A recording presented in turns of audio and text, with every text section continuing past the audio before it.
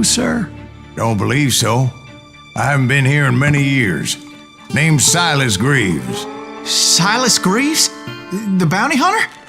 Used to be. What are you doing here in Abilene? Just passing through. Got a little business to take care of. Well, sir, it would be an honor if you would allow me to buy you a beer.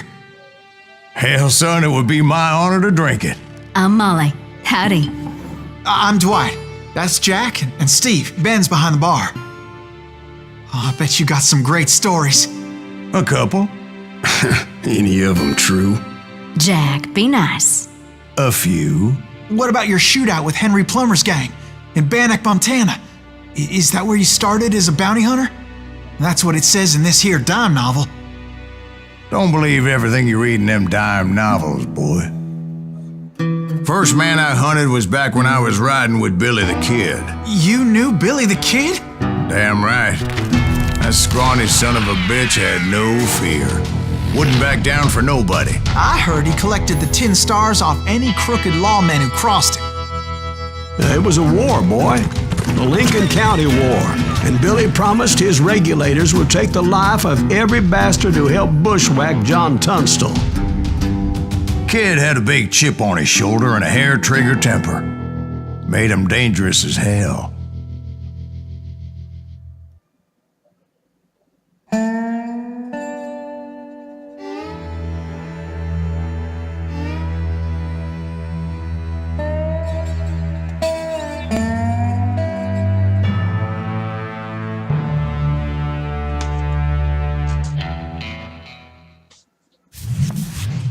It was about 30 years ago.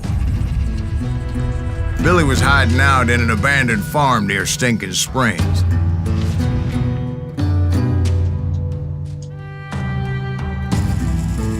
I threw in with the kid because the man I had sworn vengeance on was riding with Billy's enemies. But before I tell you why I want that sumbitch dead, let me tell you what happened that day. I was heading back to the hideout when suddenly I had this funny feeling. Funny, ha-ha? No, Steve. The other kind of funny.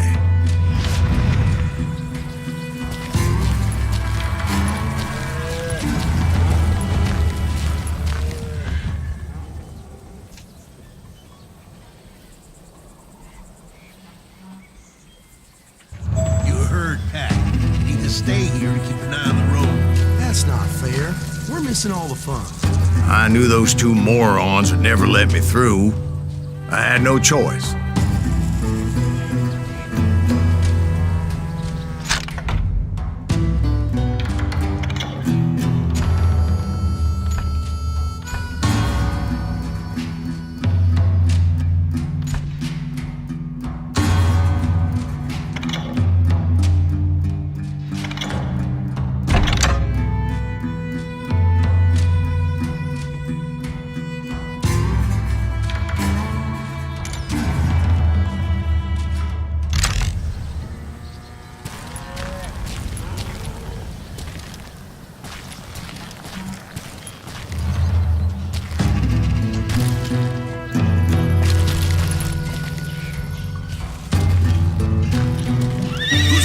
Is he with us?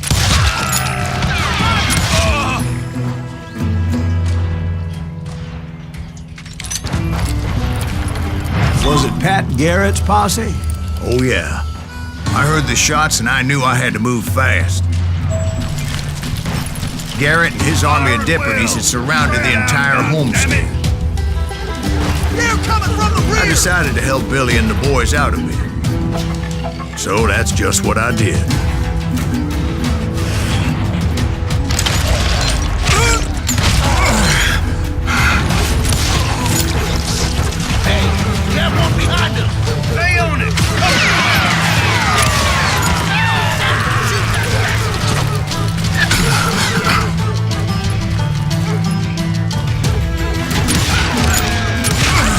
As the governor of New Mexico was paying for the kid's apprehension, Garrett was able to hire every gun hand in Lincoln County.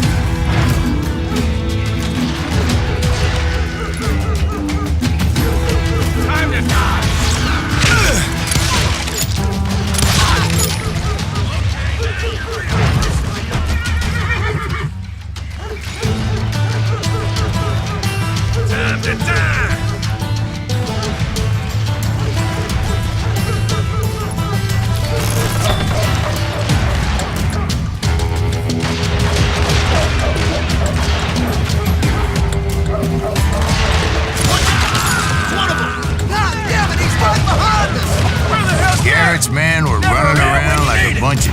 with their heads cut Let's off. send these some bitches running. God damn you! I'll do you myself.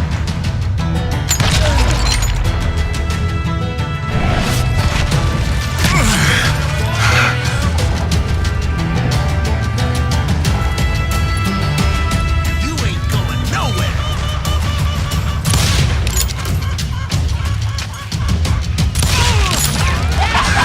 Still, one of them reached the water tower. Not a bad idea. It would be a turkey shoot from up there. I'm done with you.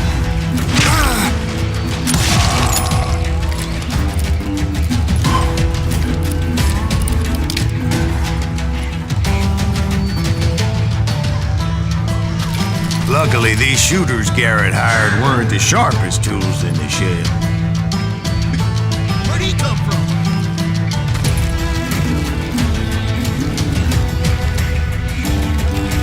I'm here. A lot of them were saddle tramps or sod busters or drunken drifters looking to make a few bucks.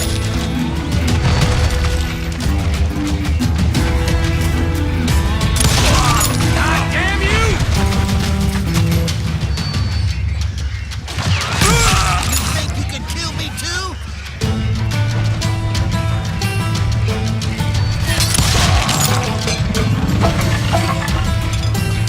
I'm putting you down.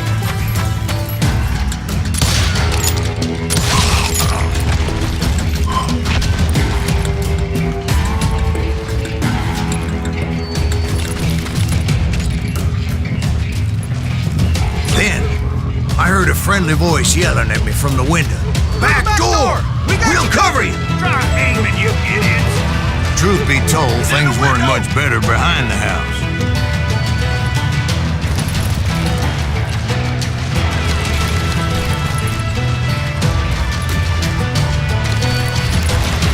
Watch your flank! Where'd he come from?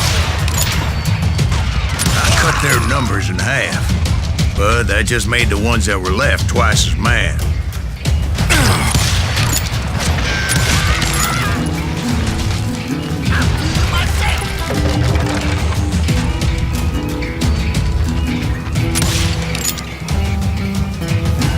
They made up for their lack of skill with a seemingly endless supply of ammo.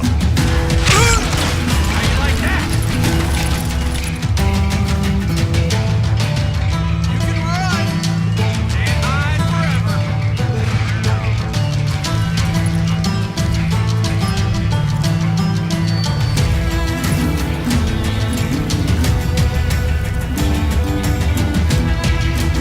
You're done.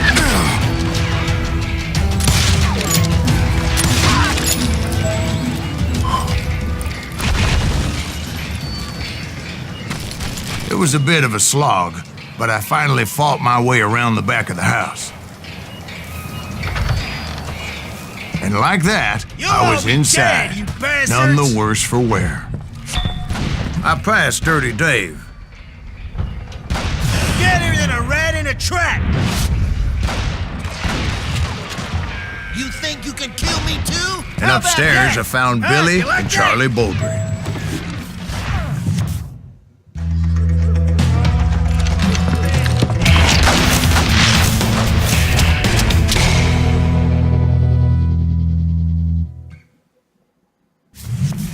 Billy looked at me and said, "About time, amigo. Grab a gun and get to the window." Wait, so you were friends with Billy the Kid? Yeah, sort of. Where'd he come from? Anyway, we were surrounded by dozens of deputized shooters who wanted to do us harm.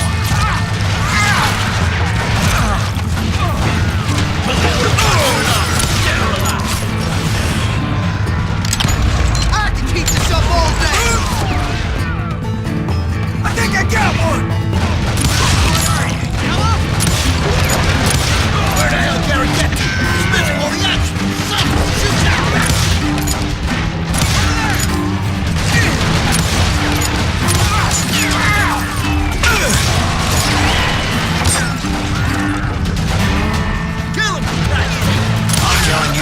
Scott's men were dropping like flies, but they just kept on coming.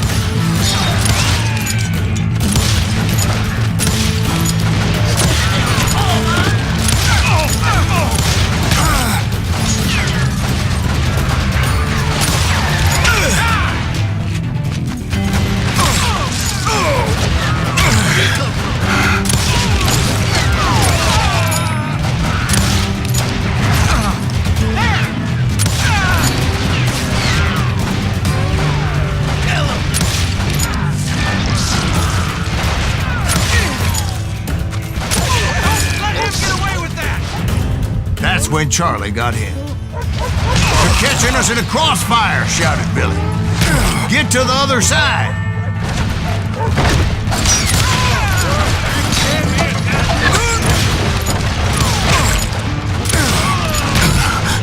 Kill him, for Christ's sake!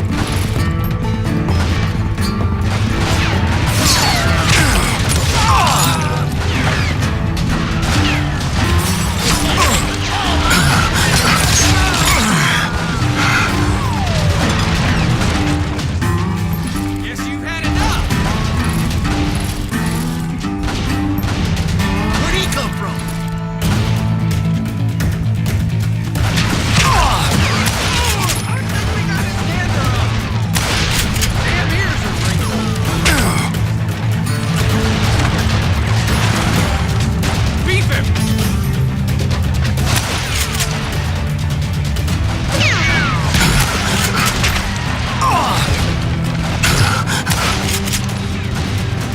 Somebody kill him!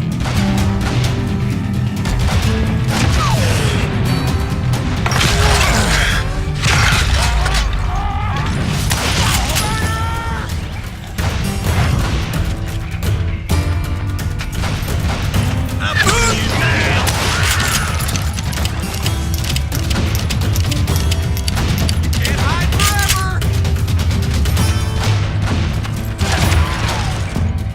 You ain't going. I don't know how many of those cocksuckers I personally put down, but it was pretty clear, even to Billy, that maybe discretion was the better part of valor.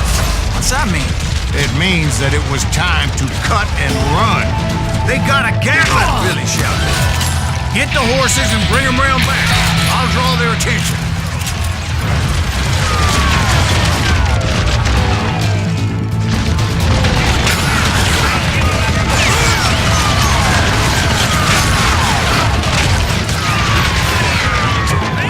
I said that it was time to cut and run.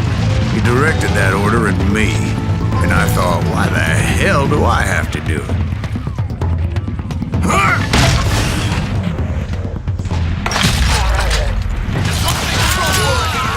Sons of bitches are Many done would have for. fled in this place. But I had that false sense of invincibility that many young men have, like Jack here. What are you saying, old man?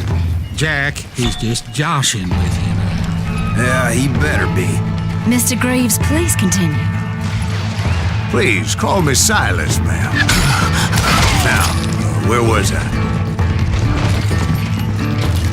You were heading for the barn.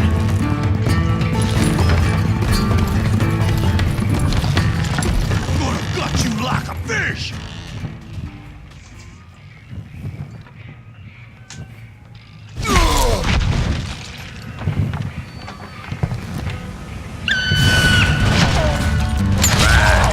Making my way past a passel of fallen foes.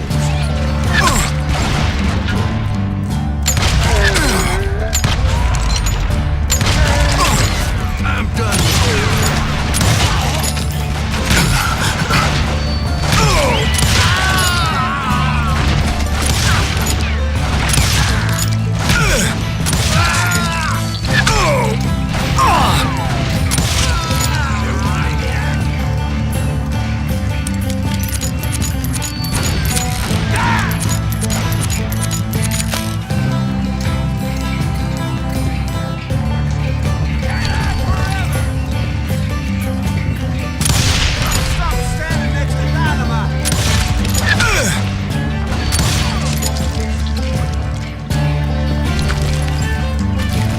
Sounds like Garrett hired a whole regiment of hired guns.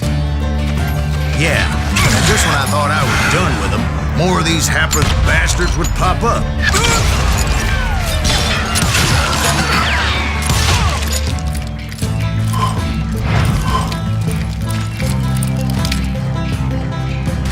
Finally, I had the stables within my reach.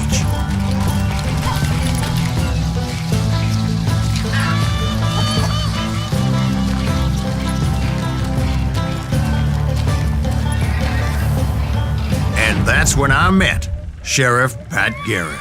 I read that you went toe-to-toe with him, sir. That backstabbing bastard with that tacked-on tin star.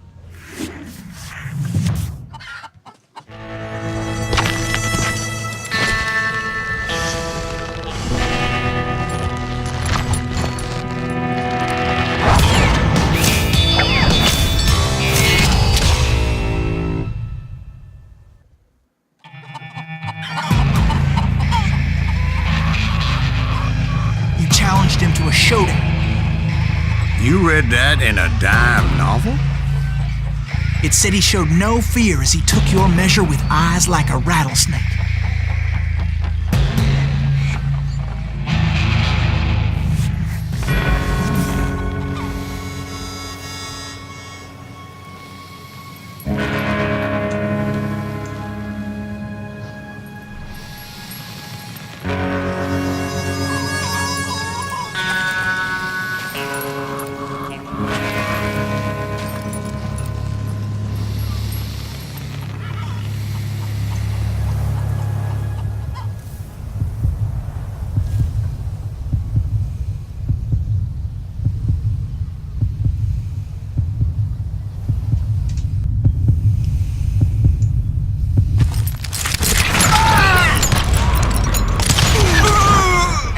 Killed him in a fair fight. Is that what that Penny Dreadful said? No, boy. That ain't what I meant when I said I met Pat Garrett. So let me start again. I finally reached those damn stables.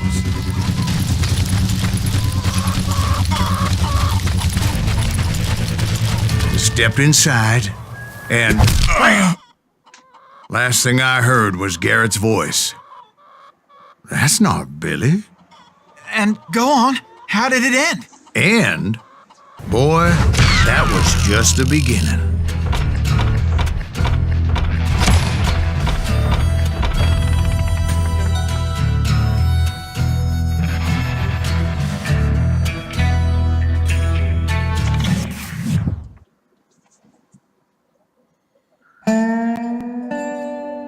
So what happened? Did Garrett arrest you? Yeah, after I came to, the bastard had clocked me with his Colt.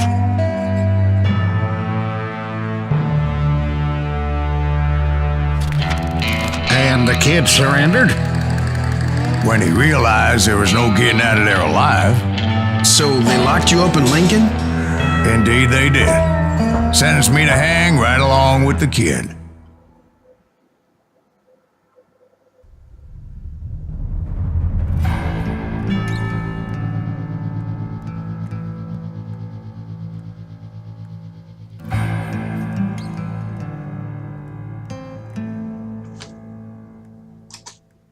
It's important to know that I was only riding with Billy so I could find the bastard I was after.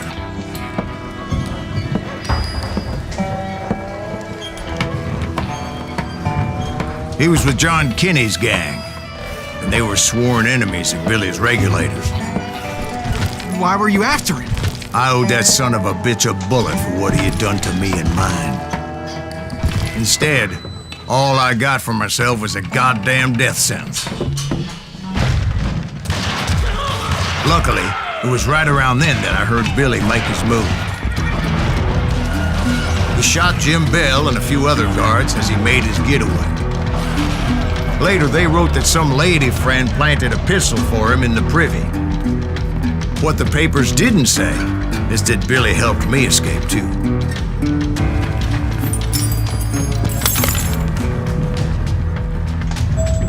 My first order of business was finding a firearm.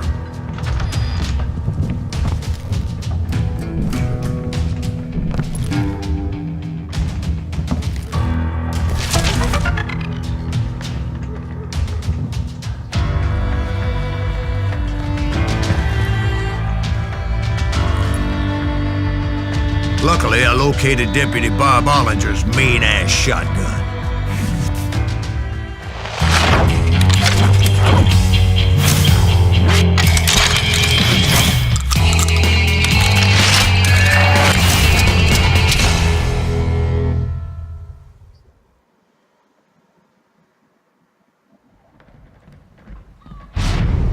I saw Billy through the window, and he yelled that I should take to the rooftops to make my escape. So I did. Anybody see Billy? That son of a bitch shot Jim Bear! Hell yeah. That scattered gun was like a double-barreled howitzer. It could blow a man clear off his feet. You hardly had to aim the thing. The kids escaped raised a huge ruckus. Guards were everywhere looking for him. Can't let the kid get away.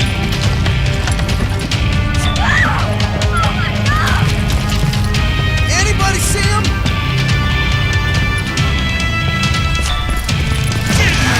I had to jump from roof to roof like a damn alley cat. I followed the planks where I could, but some of that wood was slippery as hell. The whole town was up in arms. Suddenly, I was a fugitive. How the hell did I kill you? Garrett's gonna kick our ass! Can't have got far! Gotta be around here somewhere. Billy broke out of jail. So that bastard you were after, what did he do? He did me and my family a grievous harm. But I knew if I was ever gonna find him, I would need to get my ever-loving ass out of there. I tried to be stealthy and sneak my way past. This town doesn't have a moment's peace. Bernie, get you!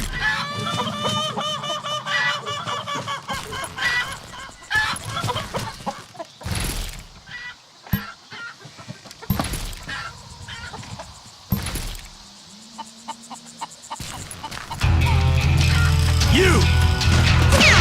But hell, if they weren't all waiting for me. Apparently, some of them thought I was Billy. You fools can go to hell. Come here, you yellow bastard!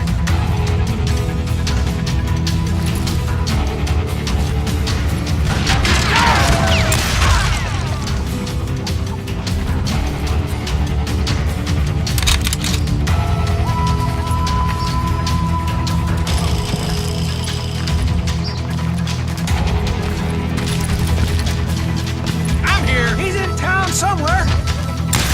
See, me and the kid shared a certain similarity in build and coloring.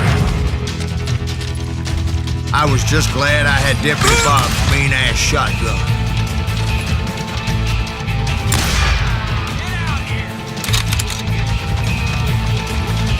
They're shooting in the street.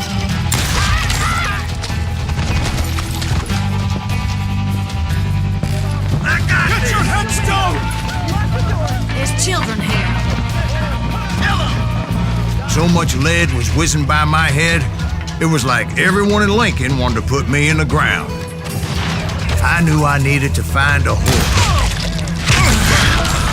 Though I never did have a great fondness for those four-legged grass eaters. Smelly, sweaty, ungrateful beasts. We prize them too high, if you ask me.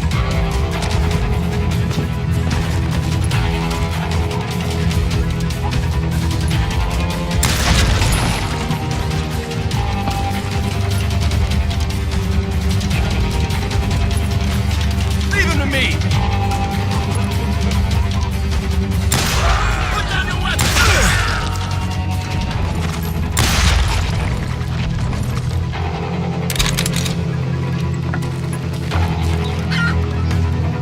You're threatening the lives of innocent people.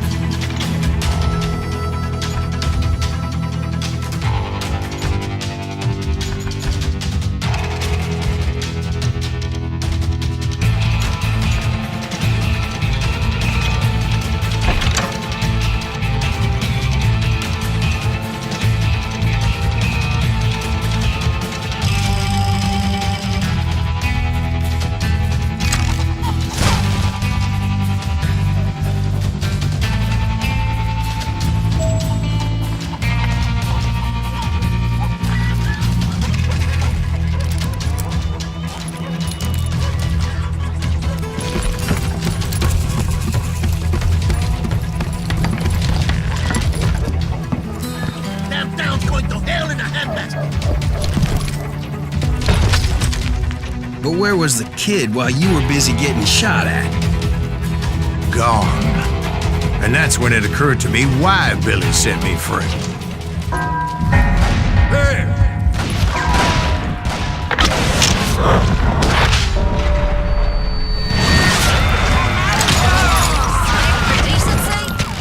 So I could be a hapless decoy and draw attention while he snuck out of town.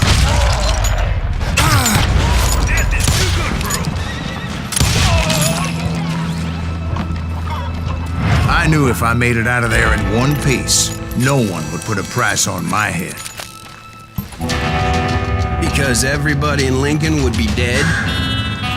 No, because they all thought I was Billy, and all that blame would fall on him. Meanwhile, Deputy Bob Ollinger was organizing a posse to put me down.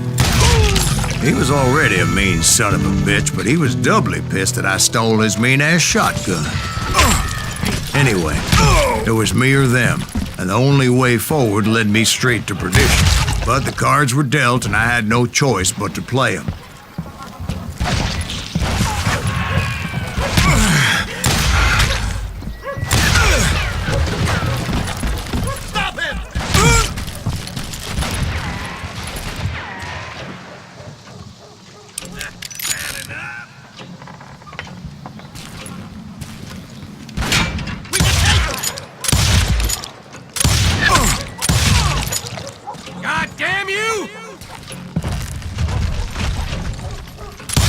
We're gonna be in deep shit when Jack gets back.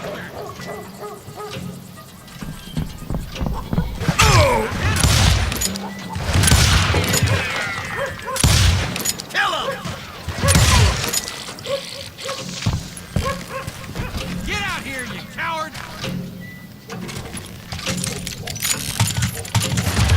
Take him down!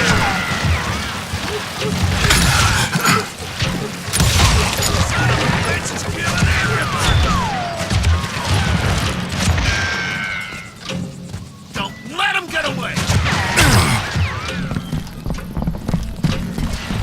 Show yourself, coward!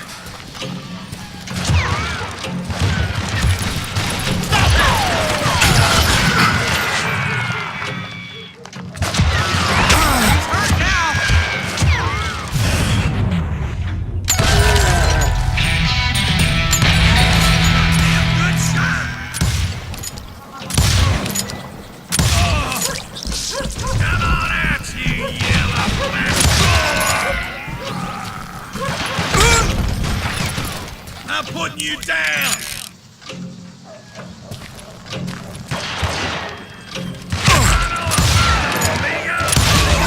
Get the wheeler off the street! I'll flank you! How the hell did he get away? We're gonna be in deep shit when Pat gets back!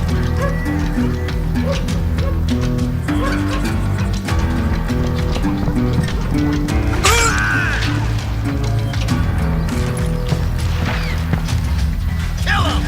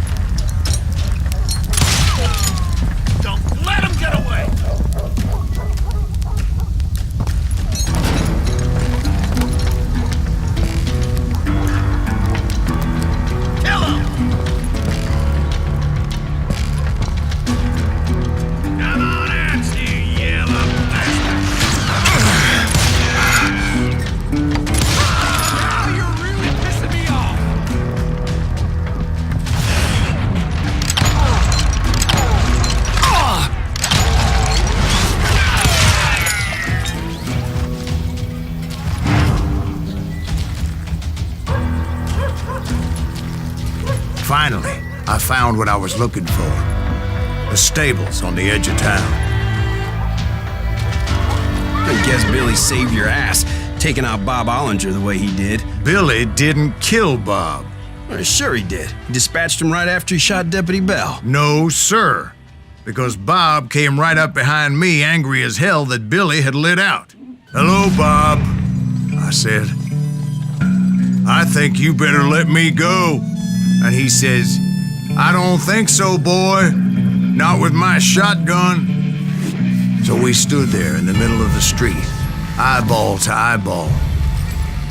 He intended to kill me, and I knew I had no choice but to defend myself.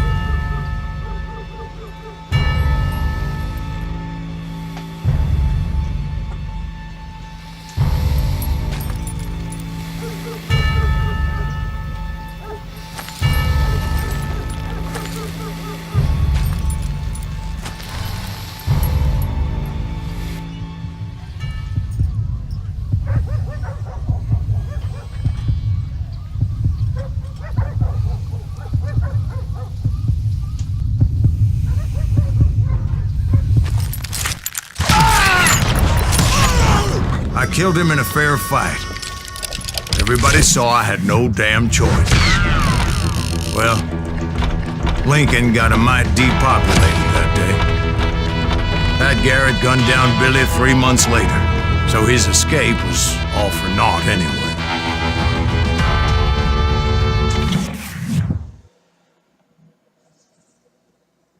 So where'd you go after Lincoln? Mexico. Until I realized nobody was looking for me. I ended up taking a job at the Rurales. The Mexican Rurales? I was hired to help them track down the cowboys. The most vicious outlaw gang in Cochise County? Curly Bill Brocious? Johnny Ringo? Led by old man Clanton himself. They must have paid you a pretty penny to take them hombres on. Not really. But truth be told, I had my own reasons for going after those boys.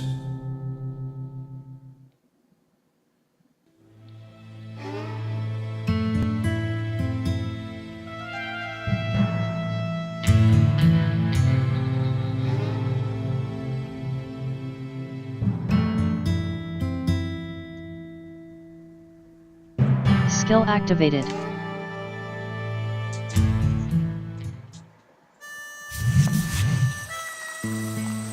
So was the bastard you were after now riding with the cowboys?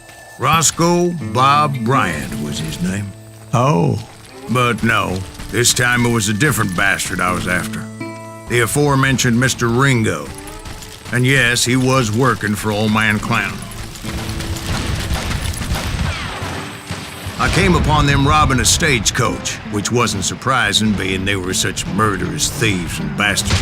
The bandits wore red scarves, so I knew they worked for the old man. Over there! There! I did my best to help those poor passengers.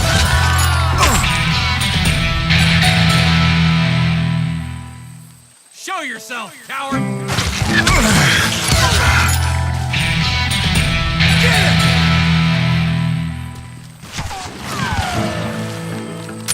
This guy's a psycho!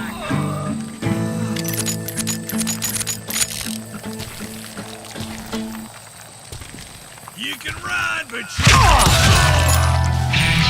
Moments later, the attackers were dead, and I checked the stagecoach to see how many passengers were still breathing.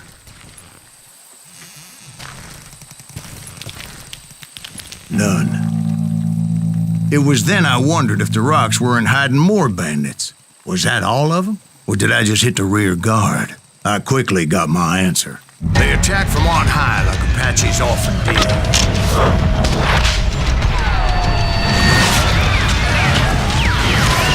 They would appear in great numbers from above and rain down lead on their hapless enemies' heads. Making use of the high ground, whatever else they had. Yep, the Apaches always appeared out of nowhere, and there never seemed to be an end to them. Hold on, were you attacked by Apaches? What happened to the cowboys? Did I say they were Apaches? I said Clanton's cowboys attacked me Apache style. I was in a pitched battle, but I was holding my own against an overwhelming enemy force.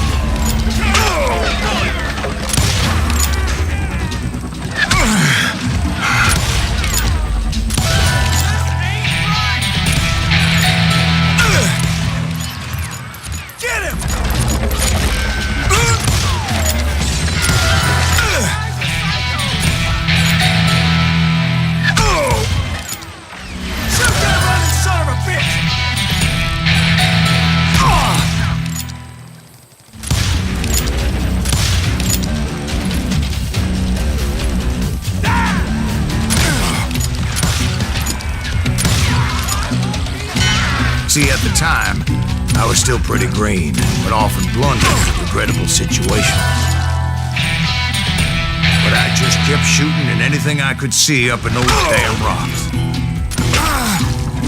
I didn't see Ringo, but I knew he was with the cowboys. He and Roscoe Bob had done me a dreadful wrong, and I was determined to have my revenge. But to get to Ringo, I knew I'd have to fight my way past these other assholes first.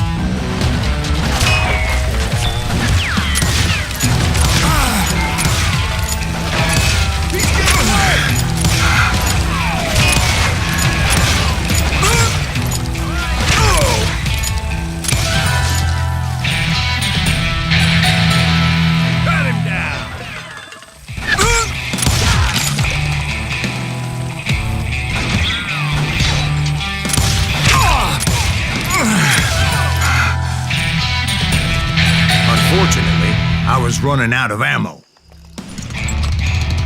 Another perfect example of my relative inexperience as a hunter of men. I immediately knew that a tactical retreat was called for, as my vengeful fury was much less impressive without the bullets to back it up.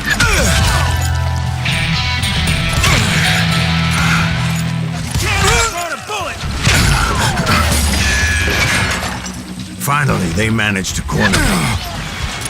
Trapped as I was, the odds of my survival seemed pretty slim.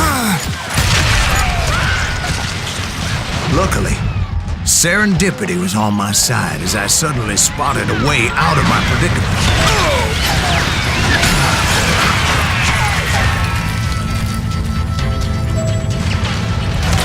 I ran ahead as if the devil himself was after me. Bullets were whizzing by my ears, but I wasn't about to roll over and die. I just kept running like there was no tomorrow. Because there wouldn't be if Clanton and his men caught up with me. As I was scurrying around those caves, I thought, what was I thinking? Going up against a gang like this?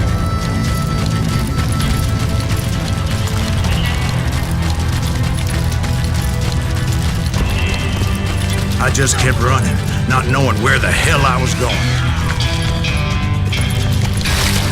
And that's when something miraculous happened. Like manna from heaven, I found the desiccated remains of what looked like an Apache warrior. The old weapon next to him supplied me with some much-needed ammunition.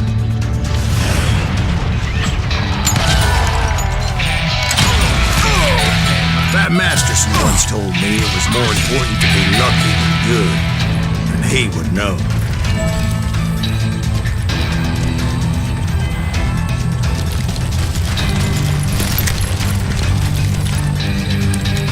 And imagine my surprise when I found a fistful of dynamite to go along with that ammo.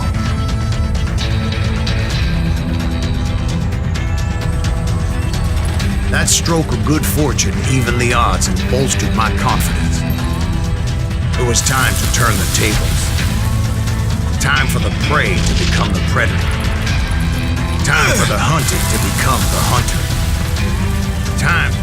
All right, Jesus, we get it. They were right where you wanted them. That's right, Jack. I was done running. And the old man's boys were not expecting that. No, sir. I came at them like a wildcat. My fury knew no bounds.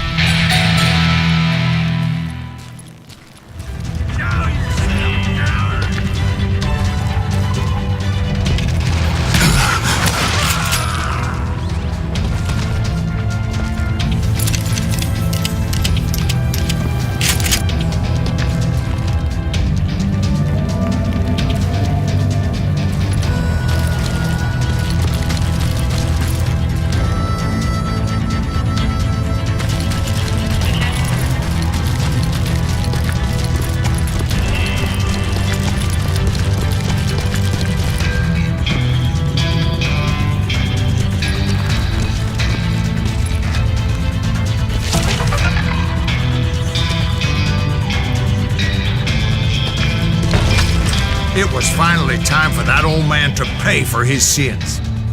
Come out, you yellow bastard!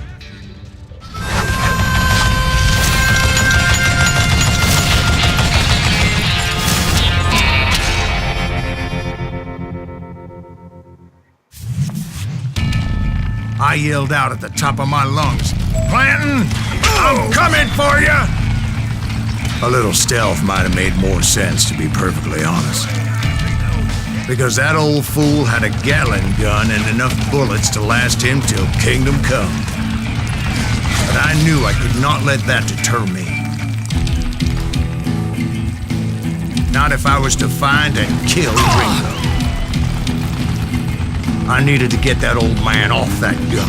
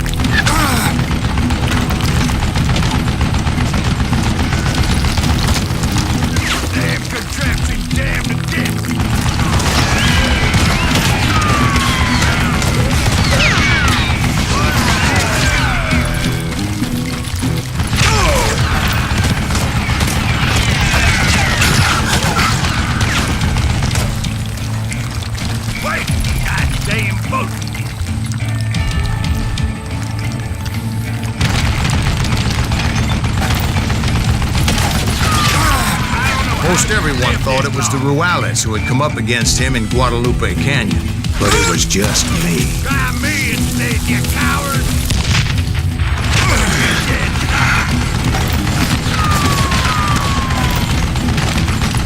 What a piece of crap!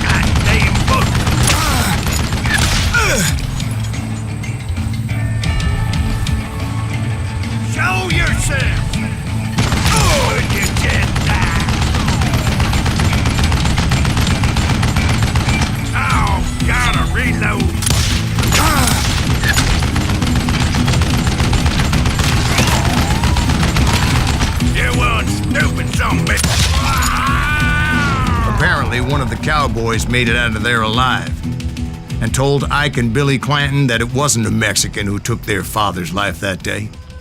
They just assumed it was one of the Earps, and that little misunderstanding eventually led to that legendary gunfight at the OK Corral.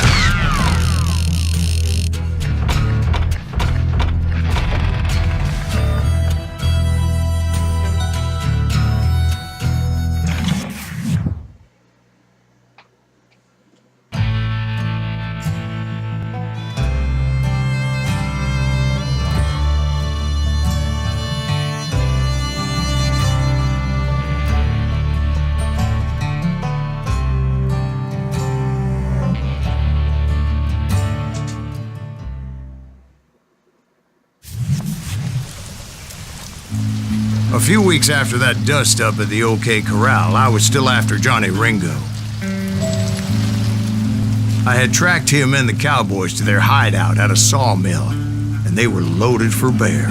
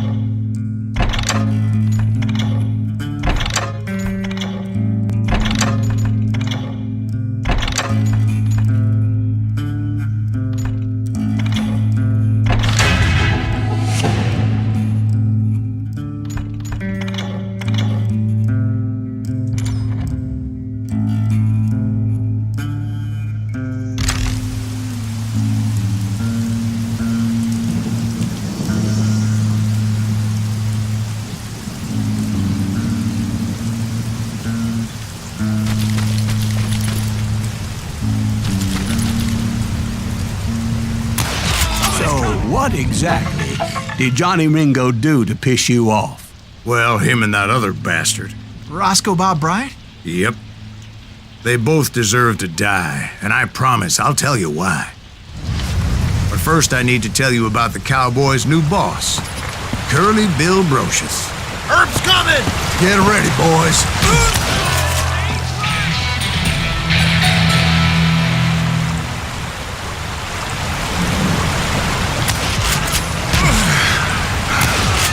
Curly Bill took charge of the Cowboys upon the old man's demise. And after that gunfight at the OK Corral, the Clantons wanted revenge.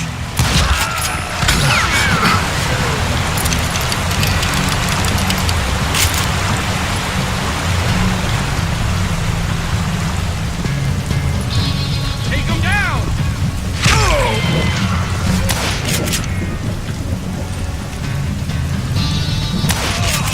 So they murdered Morgan Earp and grievously wounded his older brother, Virgil.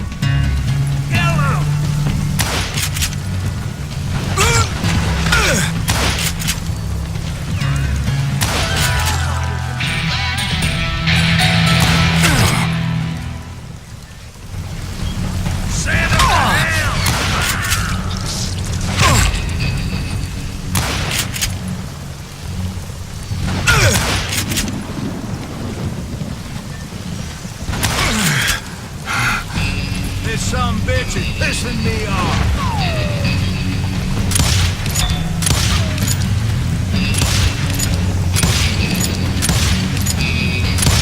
Spread out.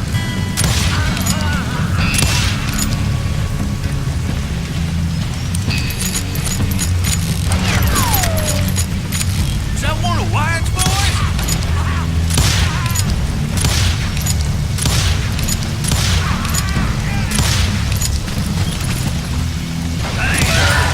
Wyatt and Doc went on what became known as the Vendetta Ride, hunting those outlaws down. So when I showed up, that's who they thought I was.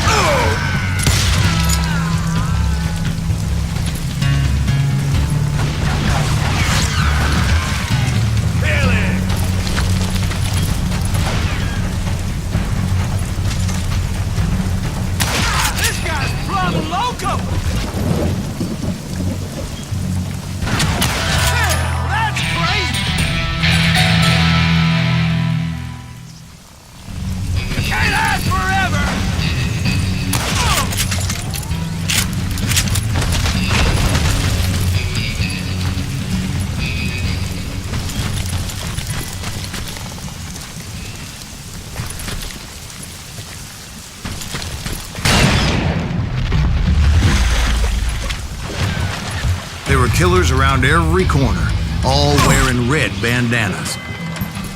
That's how the cowboys identified each other, and I was beginning to wish I had one myself.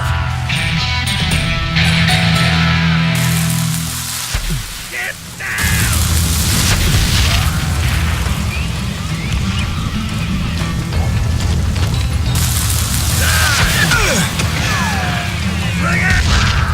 But I wasn't about to let Ringo walk away unscathed, and that's what drove me forward.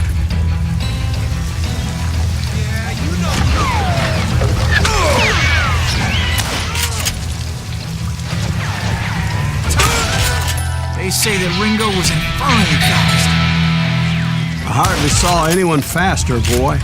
Certainly not Wyatt Earp. That man was all hat and no cat.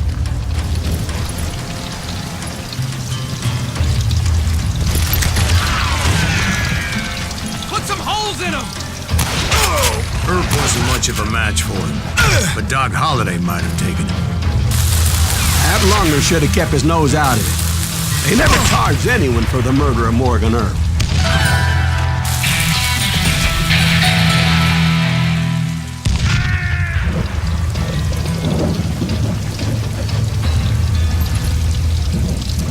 You're dead! But everybody knew that Curly shot him in the back. That was common knowledge. Yeah, maybe so. But Ringo had nothing to do with it. He was just being loyal to a friend. Is that what you call it? Being loyal? Well, to get to that loyal friend, I had to pass by some buzzsaws as big as a man.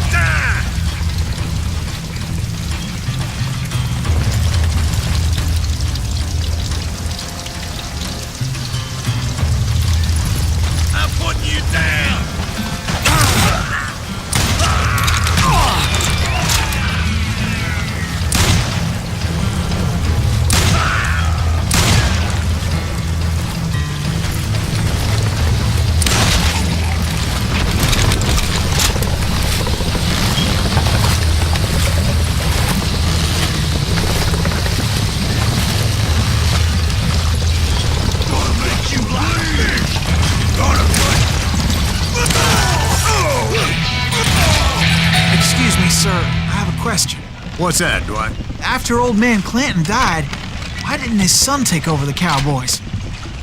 Because Ike Clanton was dumber than a box of rocks and a yellow belly to boot.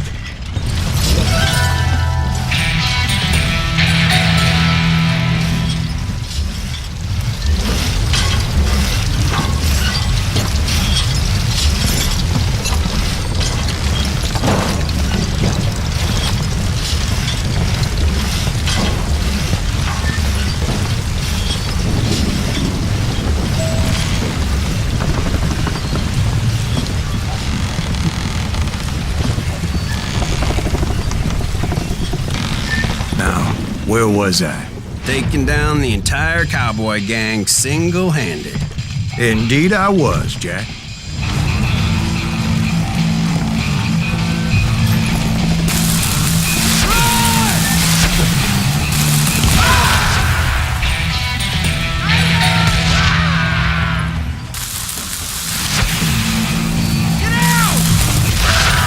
Though it wasn't easy, as those boys had good cover.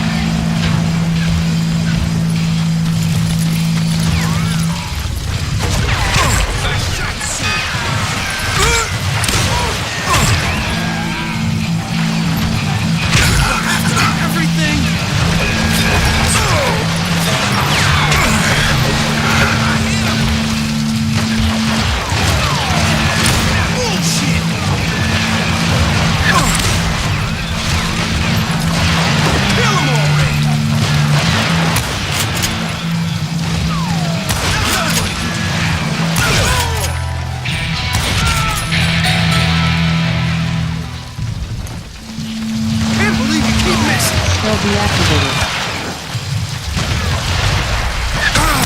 It's crazier than a shithouse rat.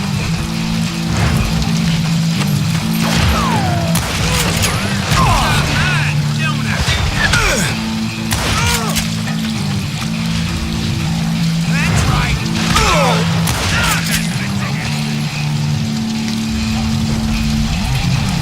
In for the kill. Can you shoot around corners? Get him from the side.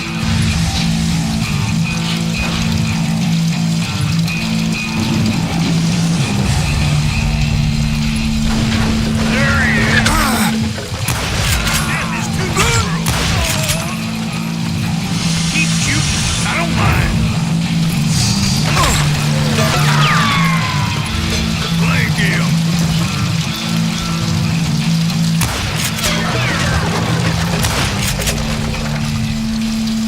Oh, now what? Boy, you are shit out of luck.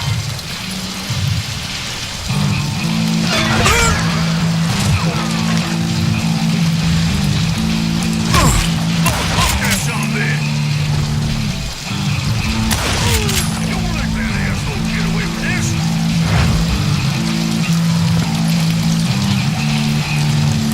Waste your bullets. Go ahead. You're gonna need a cannon. There were carts everywhere, piles of lumber, and God knows what else for people to hide behind. That really was one hell of a sawmill. Quite an impressive operation.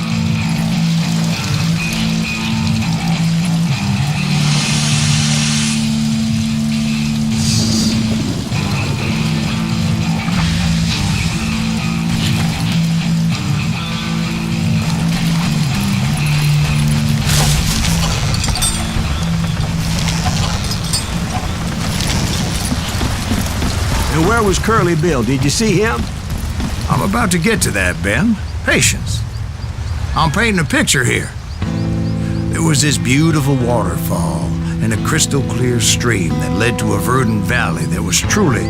Consider your picture painted. What happened next? Well, finally the bastards that were still alive made a last stand.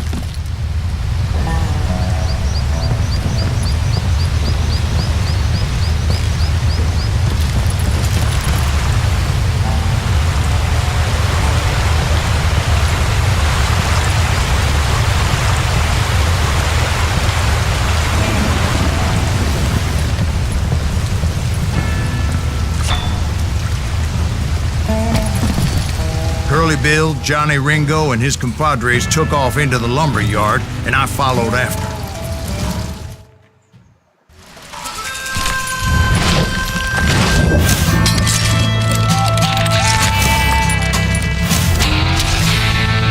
Кучевый Билл.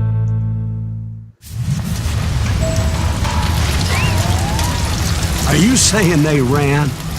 Cowardice was not in Ringo nor Curly Bill's nature. No, sir. I never said they were running scared. They just wanted me out in the open.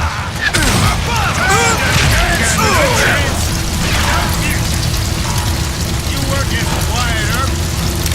Did that sumbitch send you to kill me?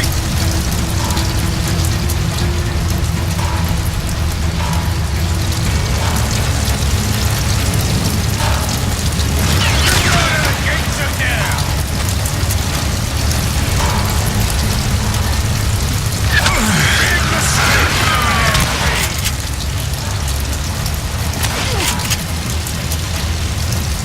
Let's see what you got.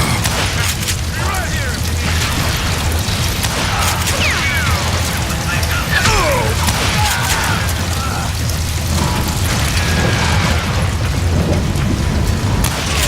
Make him pay for that.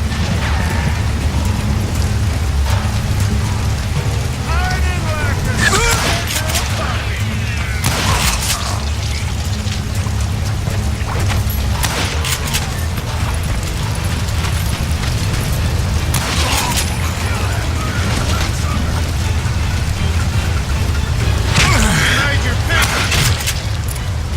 Brocious gave me no choice but to take his life. But Ringo was nowhere to be found. I knew you didn't kill Ringo, because he was found dead in a different location altogether. To this day, his killer is still unknown. Indeed. Took me a few months before I finally tracked his ass to West Turkey Creek Canyon.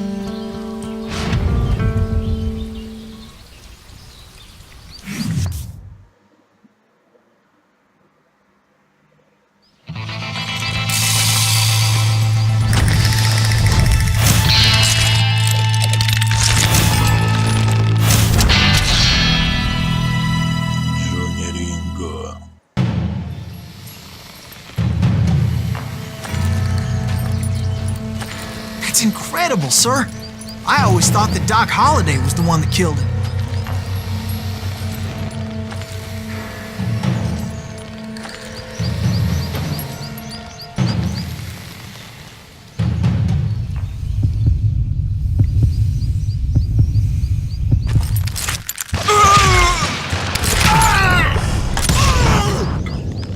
Sorry I had to ruin the legend for you, boy. But the legend ain't always true.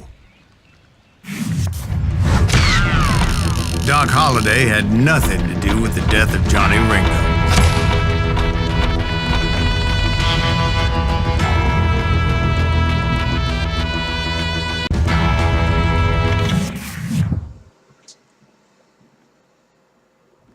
I was paid a healthy bounty for Ringo and Curly Bill, and realized there was real money to be made. That's why I went after Henry Plummer.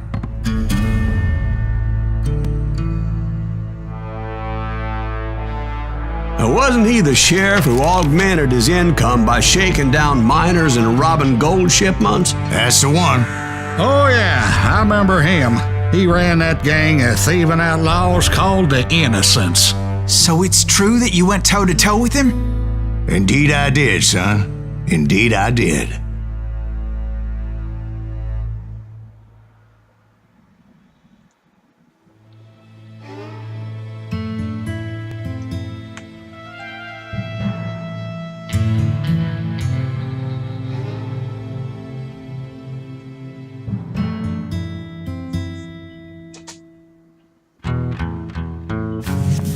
I knew I needed resources if I was going to track down Roscoe Bob Bryant, and hunting Plummer looked like a good way to get rich quick. As the local vigilantes exposed him as the leader of the bandits, and put a generous price on his head. Plummer rallied his gang to plunder one last gold mine before making their escape, and that's where I thought I'd find him.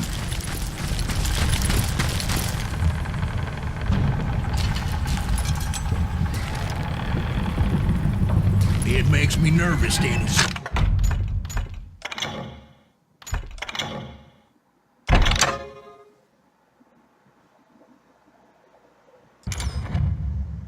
All these goddamn barrels of gunpowder. Why would you be nervous? No one has the cojones to come after us. As long as you don't light up a cigar, we're fine. Besides, George is up there on the rocks with that rifle of his. Nothing gets past him.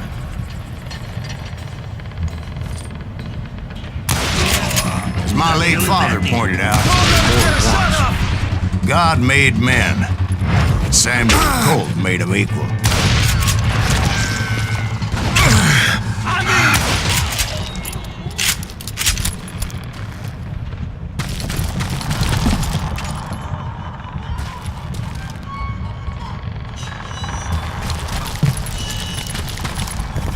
I knew that dynamite wasn't mine, so I decided the polite thing would be to return it.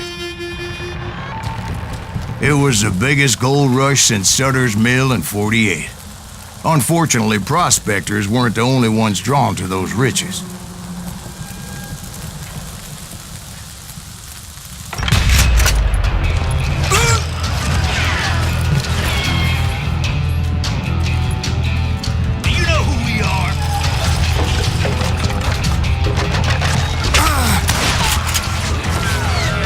Thieves and killers, robbing travelers and hijacking gold shipments.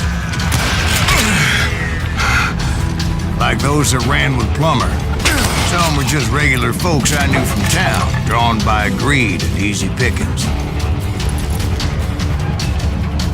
Charlie Crow, the blacksmith. James, who worked in the stable. Sam and Jeremiah Barber, the butcher's son. Ordinary citizens who lived a double life. Stealing and thieving and murdering their neighbors.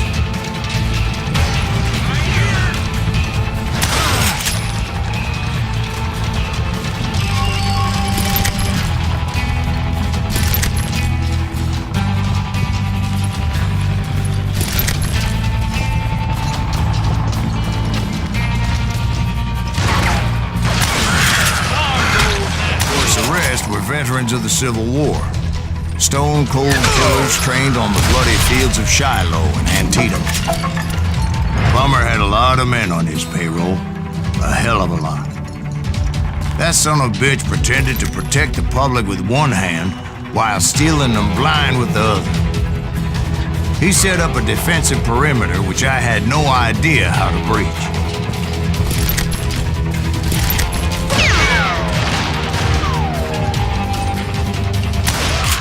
Dangerous, desperate individuals. I was outnumbered and in way over my head, but I was too damn stubborn and stupid to realize it. They must have thought I was touched, or had some kind of death wish, seeing as there were barrels of gunpowder everywhere. One stray bullet, one stray spark, and I'd be blown to hell and gone. Did I have any second thoughts about what I was doing? No.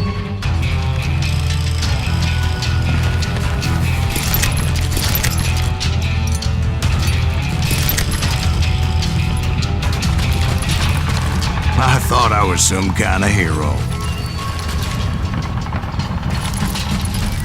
I finally made it past and headed on to meet my destiny. But first, I had something I needed to figure out. I had a few ideas on how to get into that mine, but once I made my decision, I knew there was no turning back. So my first thought was to enter the nearest mine portal. I saw an entrance. Made sense.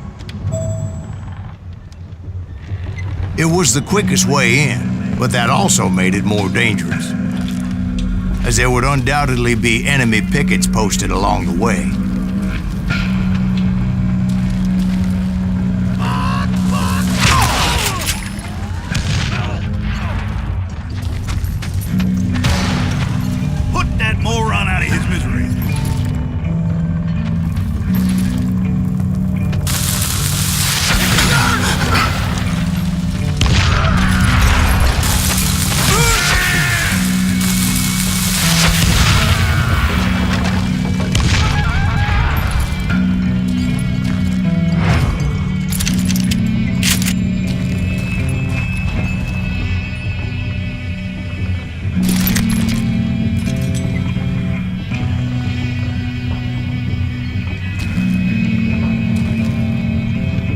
Besides, once you enter a mine like that, it's easy to get all turned around.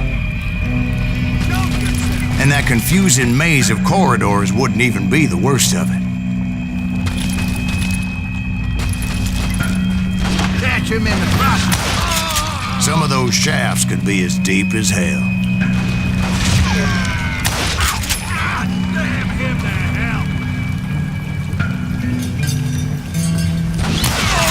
A single stumble or misstep can easily end in a deadly plunge to oblivion.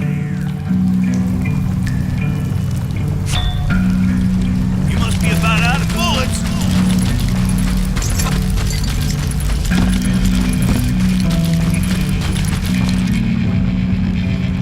I will drop you down a mine shaft.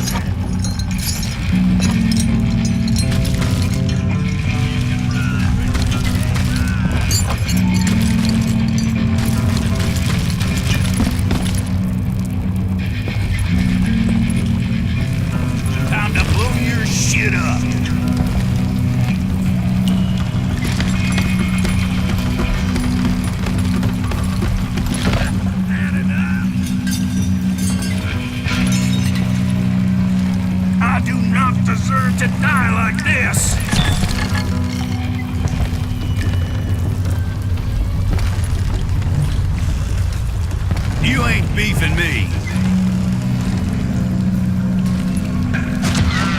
You can't hide forever.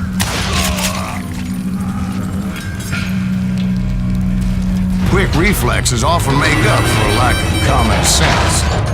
Luckily, I was never one to be easily bushwhacked.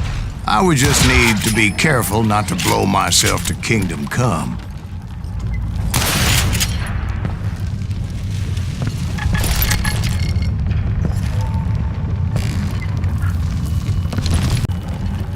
Come on out, you yellow bastard. Time to blow your shit up.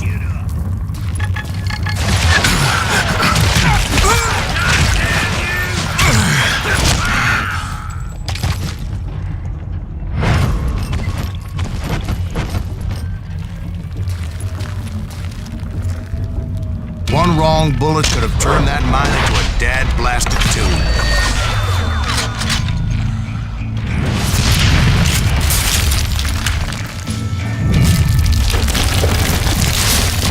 I freely admit that my plan of attack was not just moronic, but clearly insane.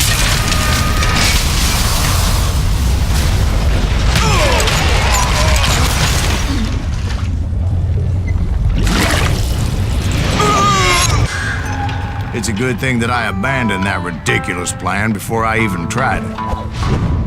Instead, I spotted a ladder, a way into the mine from the opposite side.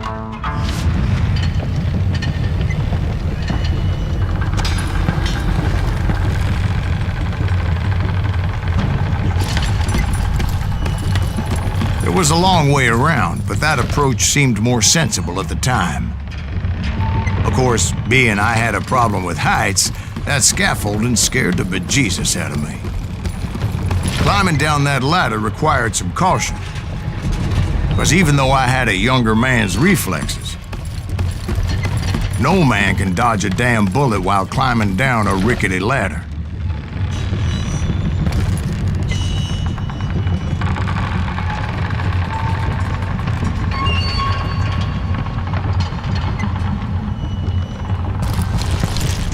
I needed to make a leap of faith. I was determined not to give up, however. As Sheriff Plummer seemed quite the despicable character. When the vigilantes discovered what the sheriff was up to, people were outraged. That 10,000 they put on his head would go a long way to helping me find old Bob. Get out of here. I will drop you down a mine shaft.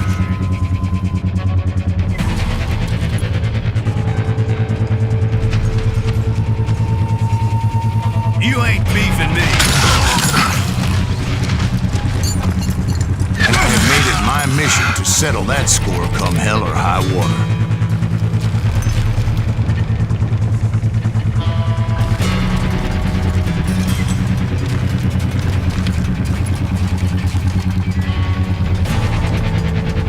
But first, I would have to make a choice. Take the elevator or climb the ladder.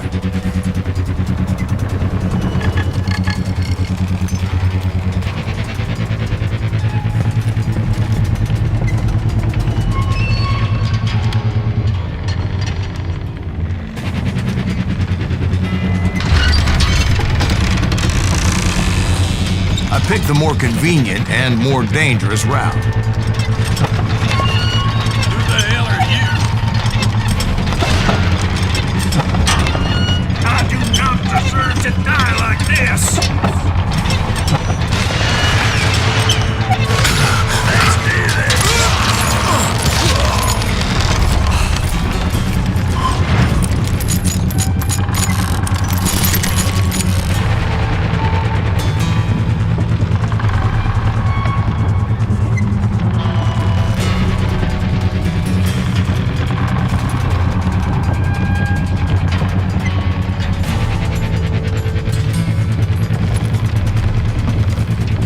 Plummer was a mad dog killer, and the people of Nevada City deserved better.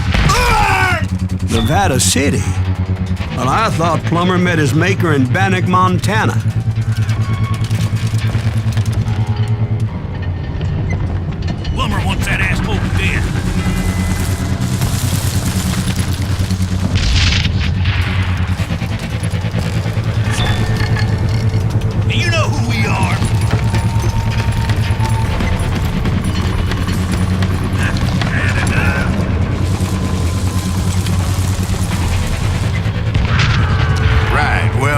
he was the sheriff of both places at one time or another, but that's neither here nor there.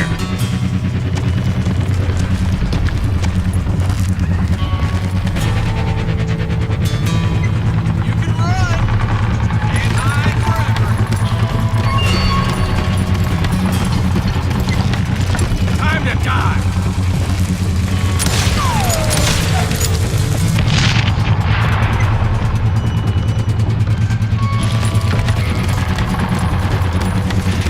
Show yourself, coward. I'm putting you down.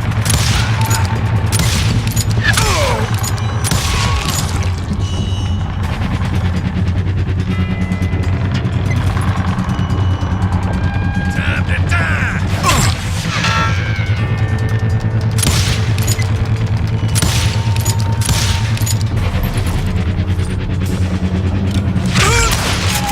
The point was, taking him down would save a lot of lives, including my own.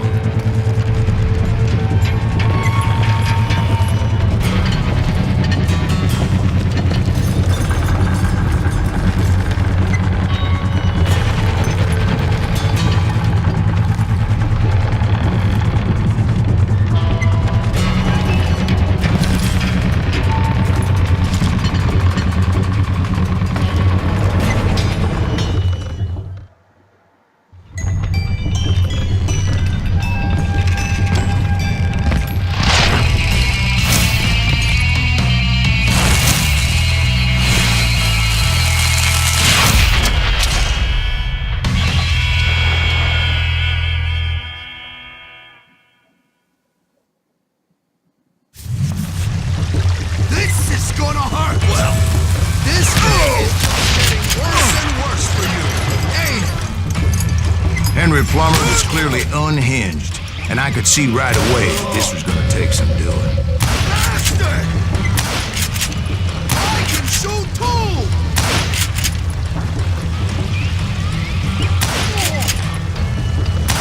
Shit! I need some help here! Come on, boys! Take this cocksucker out!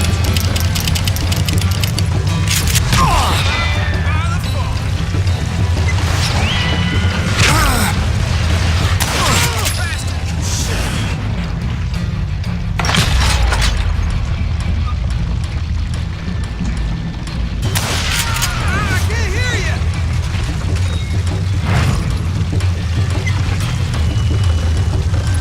I can hear you with either.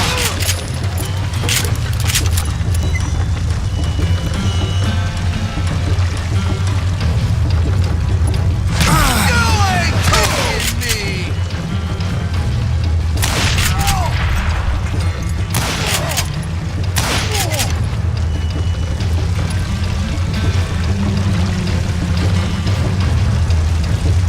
Get out here!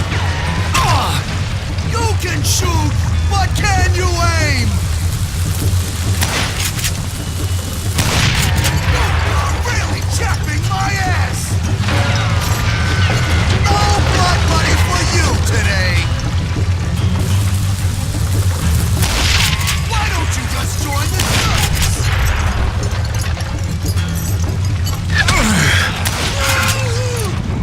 So that's how Henry Plummer died. Him and his crew were worth their weight in gold. And now, I was officially a bounty hunter.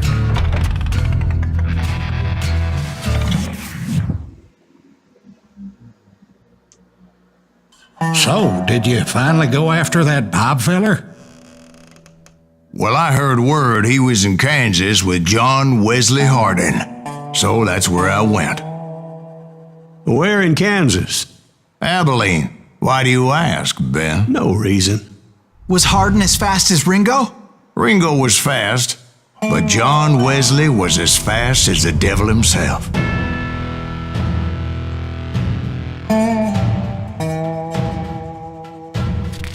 Hell, he killed his first man at 15.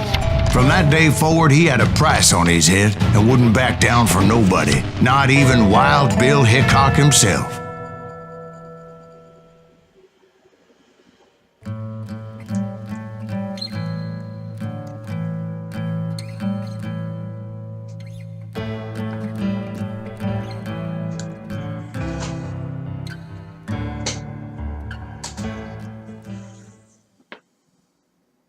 I dodged death many a time, and that night in Abilene was no different.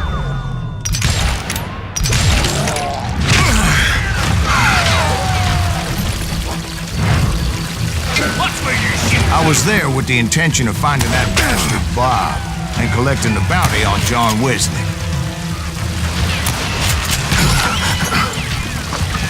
Shoot him! Shoot him!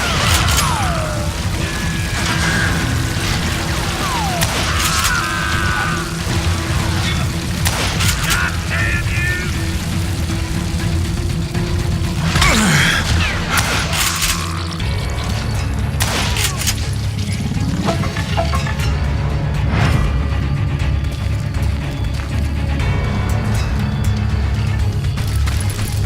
I thought the Texas Rangers got heart. Yeah, that's what they want you to believe.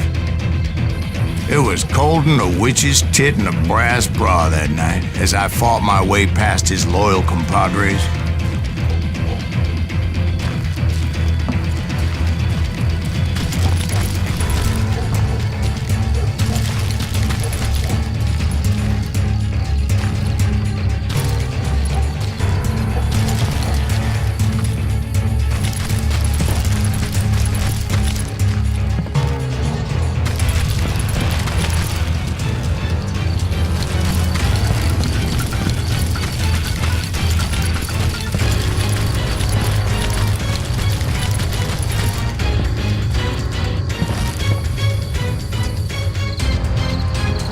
The very same saloon we're sitting in today.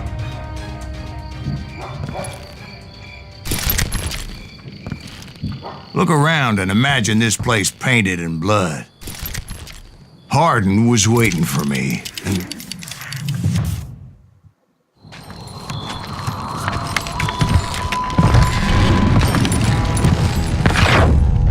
wait, I'm jumping the gun here. Let me back up and give you some background on this sumbitch. He deserves that much. Don't you think so, Ben? John Wesley Hardin was a killer.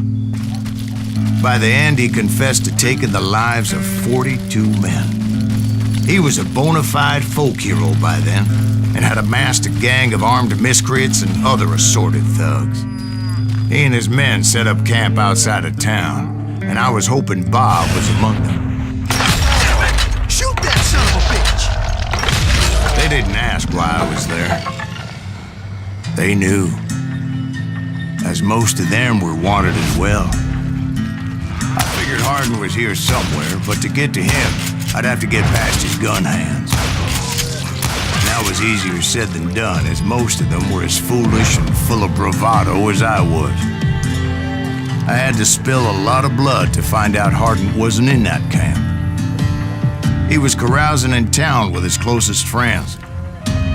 Hardin's boys apparently didn't want me to reach the Bull's Head. Some were hightailing it into town to inform their jefe of my unwelcomed presence. Son of a bitch!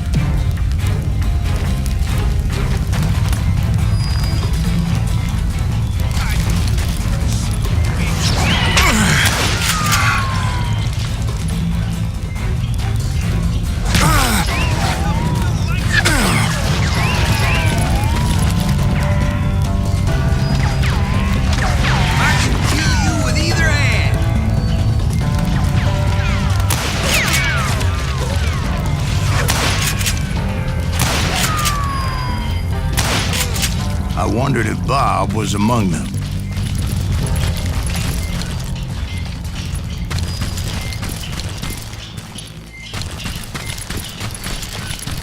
And I steeled myself for the fight ahead.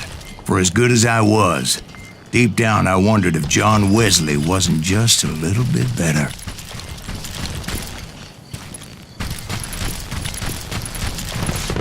Before I could test my mettle against Hardin, however, I would first need to dispatch his cadre of hired killers. Most of these degenerates were beyond redemption, but John Wesley might have been a different story.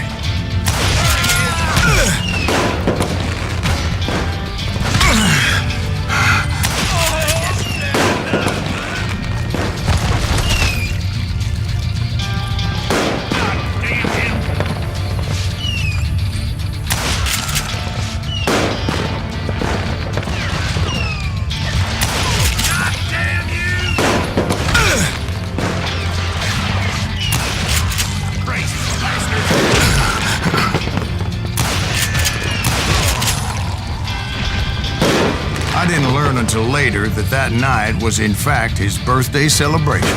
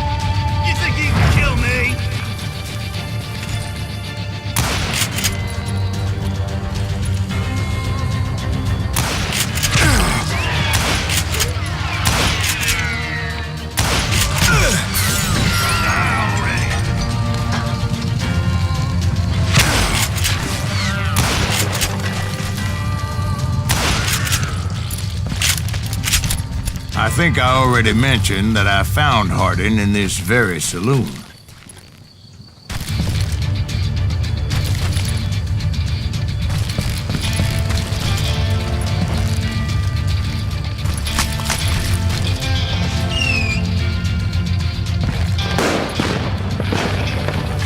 Suffice it to say, nobody there was happy to see me.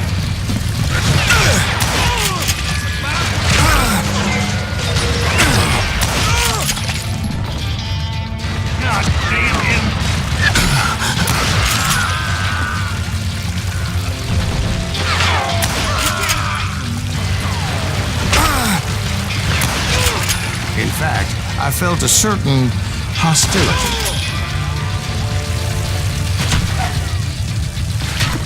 Little ain't that sucker! Brother, I'm gonna make you pay for that.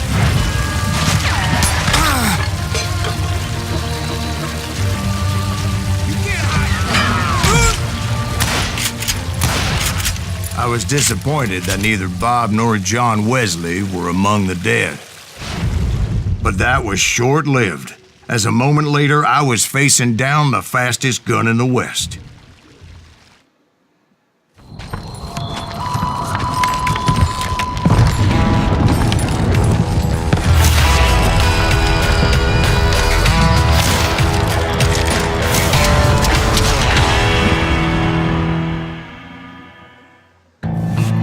I felt a bolt of adrenaline, or maybe that was fear. He was well known for his tricks, and I knew I'd need my own if I was ever to defeat him.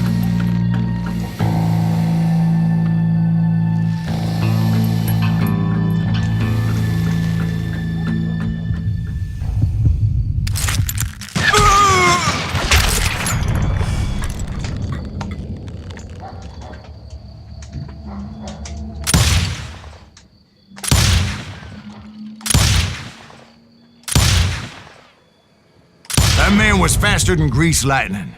But being inebriated as he was, he didn't count his shots. And now, he was at my mercy. So he didn't die? No, I sent him to prison. Years later, after he was free, some restless avenger took his life. Shot him in the back in a saloon just like this one. Anybody up for another beer? Ben?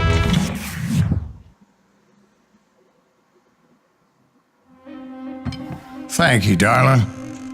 Yeah, some say revenge is a dish best served cold. So whatever happened to that Bob guy you were after? Personally, I'd like to hear some of your other adventures. Like, I don't know, did you ever go toe-to-toe with a red man?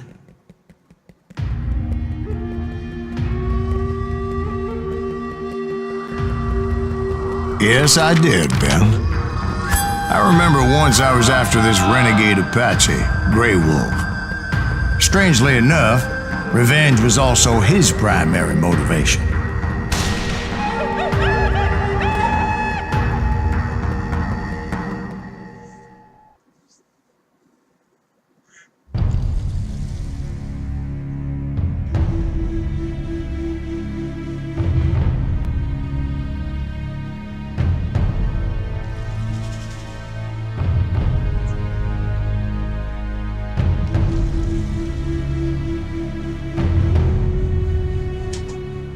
A bounty was put on Grey Wolf's head, and that's how I came to hunt him in the mountains.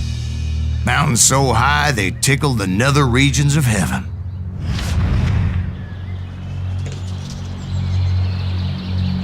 Grey Wolf was a Chiricahua Apache medicine man who had led a war party in revenge for a massacre against his people. The U.S. Army had attacked his tribe during his daughter's sacred sunrise ceremony, and the slaughter was unspeakable. I understood his anger, as there's nothing more traumatic than seeing those you love die in a cruel and painful death.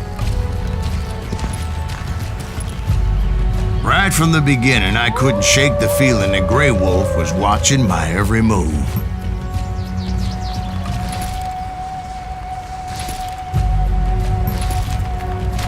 He led a band of young Apache warriors who wanted retribution and were more than willing to die for him.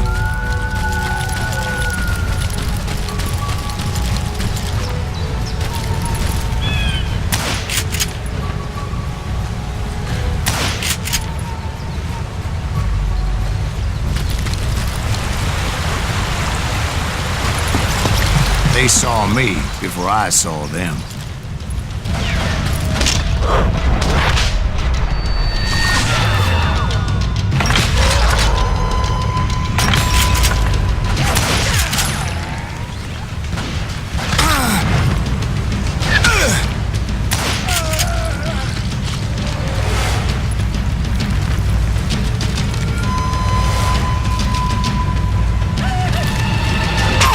Crossed my mind that maybe this wasn't such a good idea. But now that the shooting had started, there was no backing down.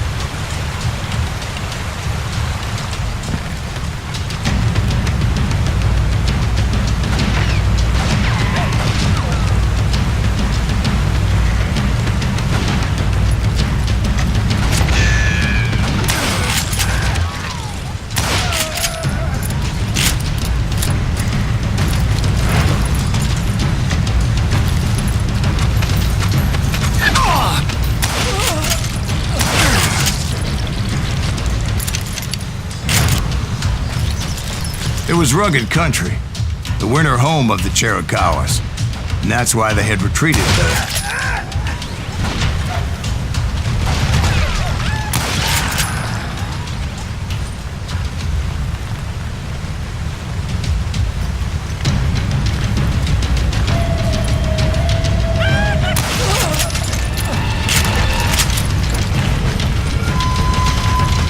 admit to having some regrets about going after them the way I did. But then again, I got a lot of those.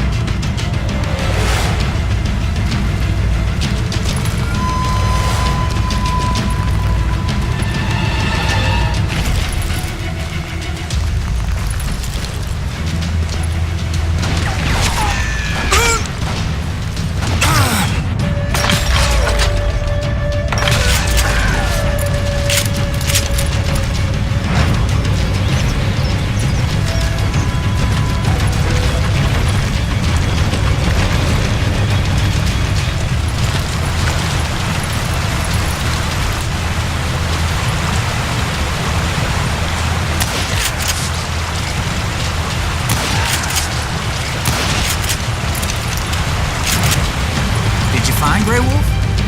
Not at that moment, but I did find the entrance to their hideout.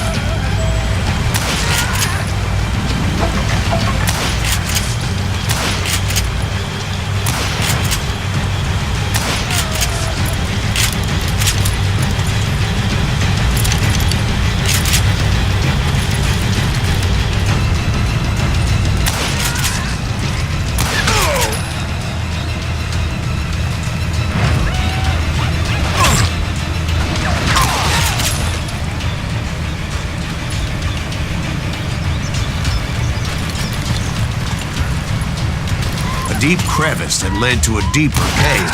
Don't tell me you went in there. Yeah, but it's not out of bravery so much as pure, angry cussedness.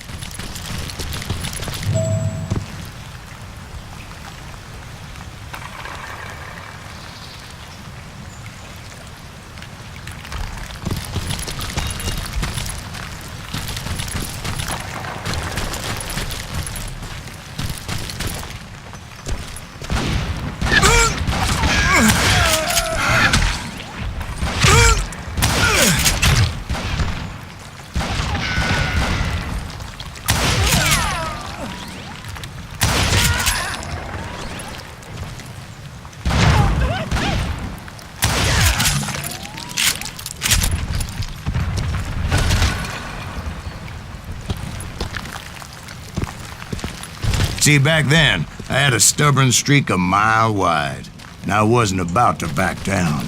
So it was like pitch black in there? Actually, it was pretty well lit, as they had torches on the walls.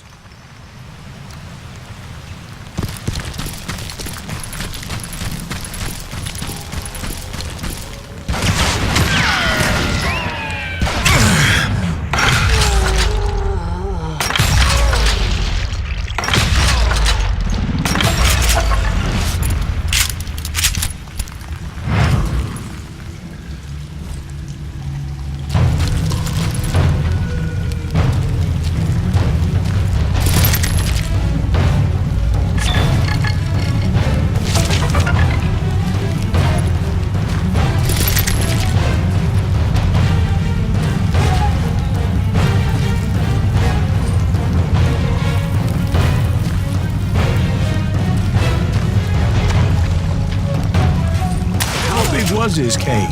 Big as hell, Ben. Chiricahua had hid out there during the Indian Wars.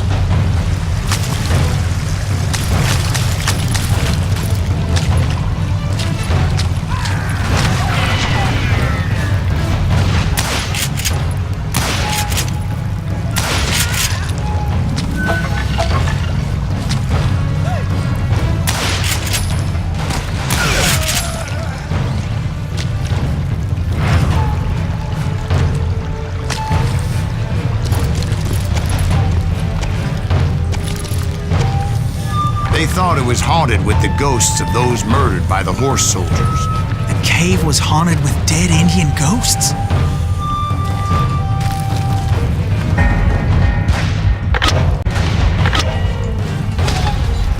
To be honest, I was more concerned with the live ones than the dead ones.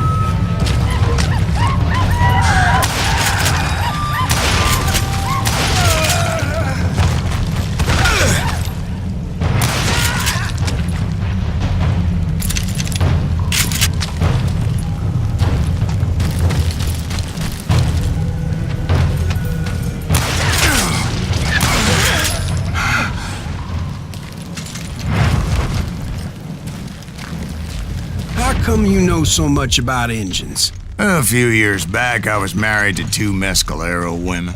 At the same time? Yeah, they were sisters. Polygyny is traditional among the Mescalero. So what happened? Oh, I had to get out of there. Those girls never shut up. Both of them nagging at me all the time. Drove me half crazy. Haven't seen them since. No, I mean, what happened with Grey Wolf? Oh, well, I pursued him into the Cave of Death. I came upon this flooded grotto, and that's when I saw him. He came to me unarmed and unafraid. His voice echoed in the shadows, and I sensed he meant me no harm. You carry great darkness in your heart, and if you do not release it, it will claim your soul. The sound of his voice put some kind of ancient Indian spell on me.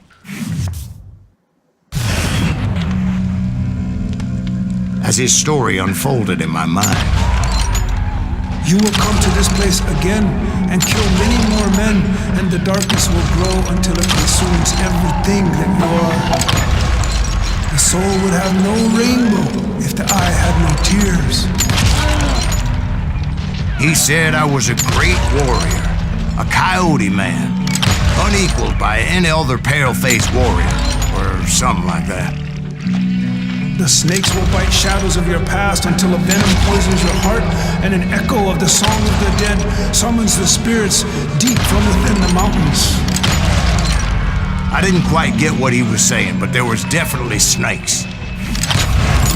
And indeed, his warriors surrounded me and attacked me like hungry Wolverine. They couldn't stop me, though, and Grey Wolf wasn't in the mood for idle talk.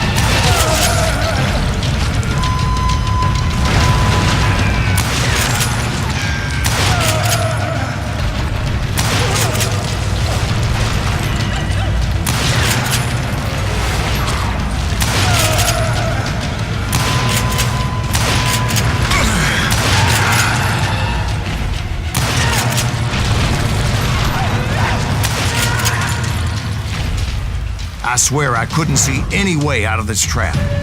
But suddenly, one just appeared, kind of like a miracle.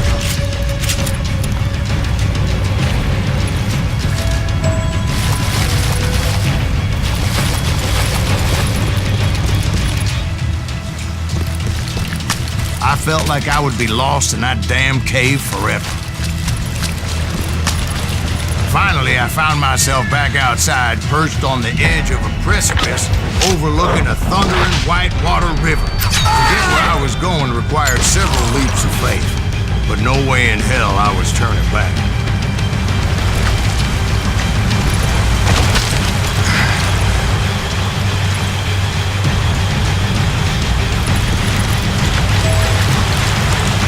I chased after him, determined to make him explain the meaning of all that mumbo-jumbo. Mumbo-jumbo is right. Are you making this all up as you go? A few details may be fuzzy, brother, but I am relating exactly what happened to me.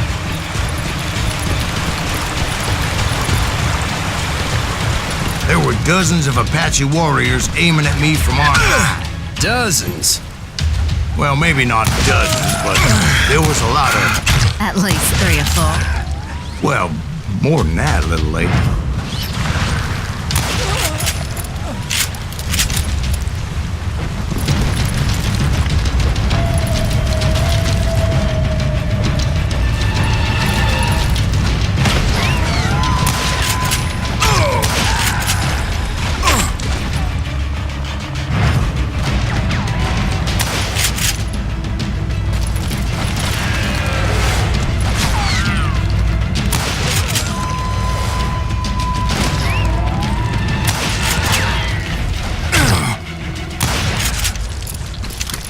Steep climb up creek ahead of me and scrambled up those rocks like a mountain goat. I was determined to locate Grey Wolf and find out exactly what the hell he was trying to tell me.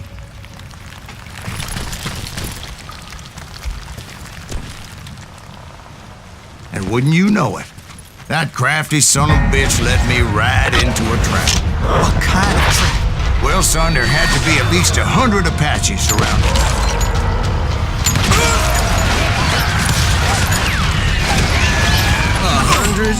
God be my witness. Oh, come on. Who are you kidding? Hey, I believe you. Come on, tell us how it ended. All right, but I'm not gonna drag this out.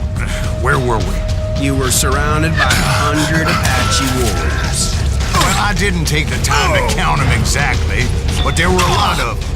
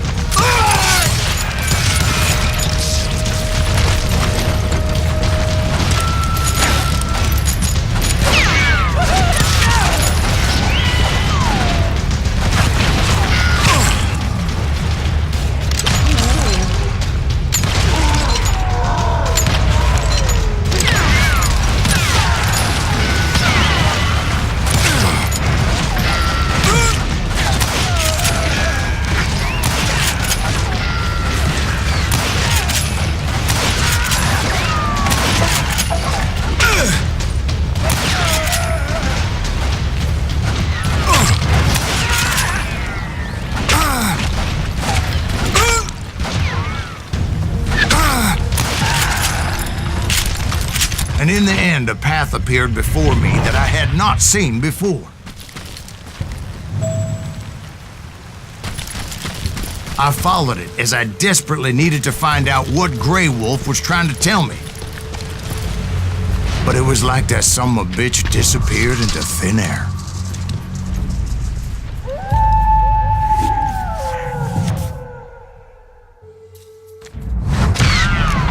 Never did find him. And never did collect my goddamn bounty.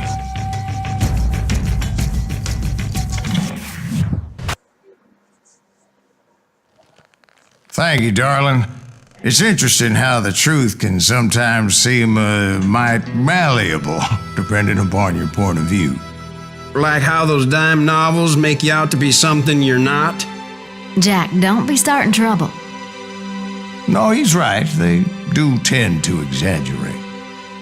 Did they exaggerate your part in taking down the Daltons? Well, I was there in the flesh, boy, so I saw what happened firsthand.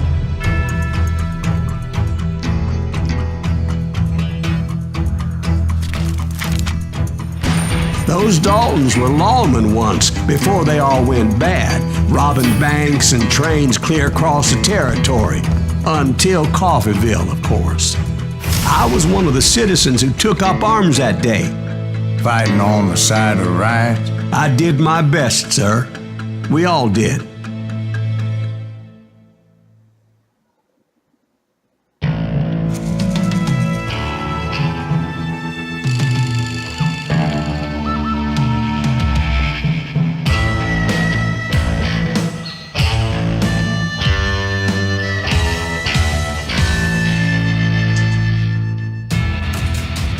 It was early morning.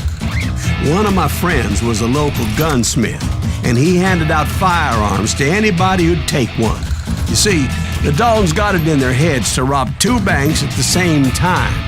2 banks on the same damn street. The story was Bob Dalton's girl was always riding him about how he had no ambition. Oh, you're nobody next to Jesse James, he'd say. Finally, the bastard took his brothers to Coffeeville just to shut her up. Well, the locals recognized the Daltons right off. Before they could get away, half the town took up arms to defend their property. Their first mistake was pulling a job in their own damn hometown. What's holes in them?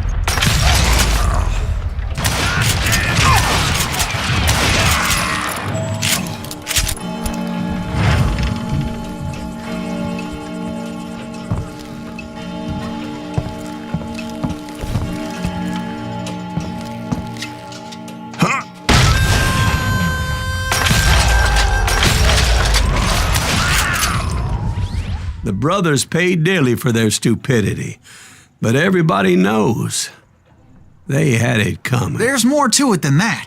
I read all about that day, so I know for a fact that it went down very differently. First of all, it was high noon. A posse of U.S. deputy marshals were on the rooftop across the street. Get ready, boys. They're gonna make a move. The lawmen had been tracking the Daltons for months, and now they finally had them dead to rights.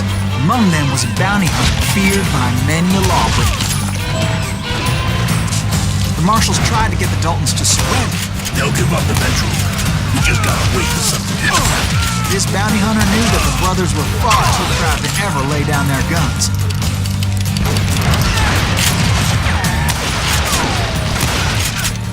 So he went in there alone to confront those criminals.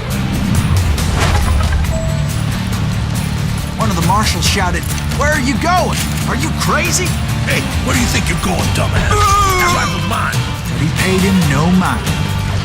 He saw a way to get around to the back of the bank.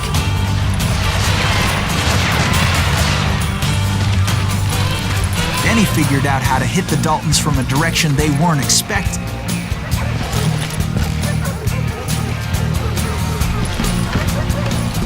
From above. Fortunately, a water tower was right there. A moment later, he was climbing up a steep ladder, laughing at danger as he did.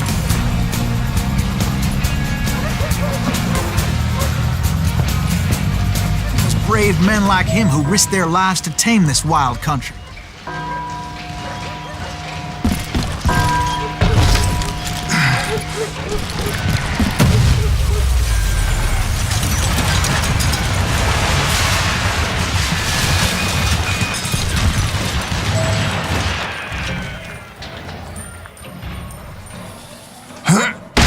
Company. Goddamn him! Heroic men like him who did what other men couldn't or wouldn't to make this country free. Like Jim Bowie and Davy Crockett, who died defending the Alamo.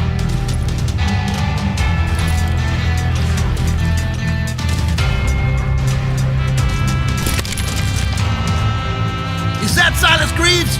Son of a bitch! I'm gonna make you pay for that. I ain't backing down.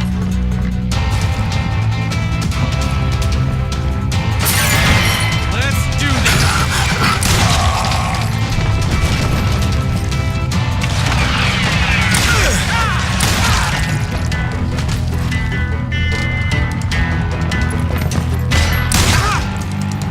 Better hide.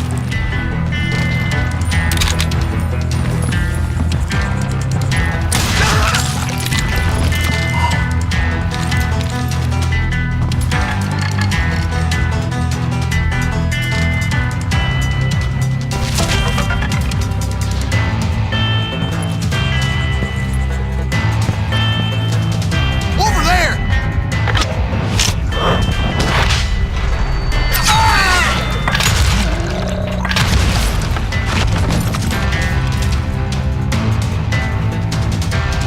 That's Silas Greaves!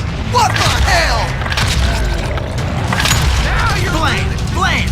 He came away victorious, taking down those thieving Daltons. You can run.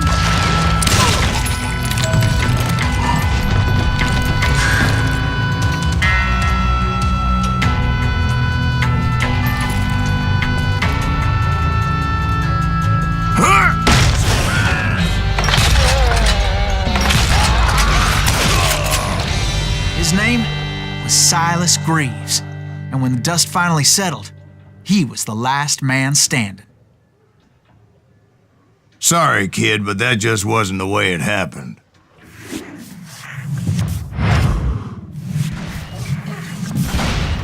It was early evening, not high noon.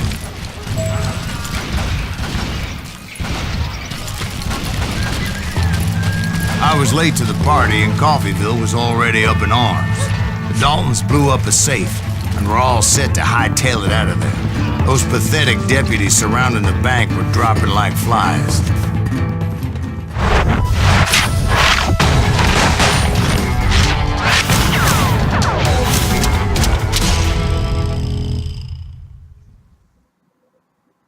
tracking those jokers for months, waiting for them to do something reckless. And finally, they did. Those stupid bastards decided to rob 2 banks at the same time in the same town where everybody knew them. But they still had friends in Coffeeville. What are you gonna do?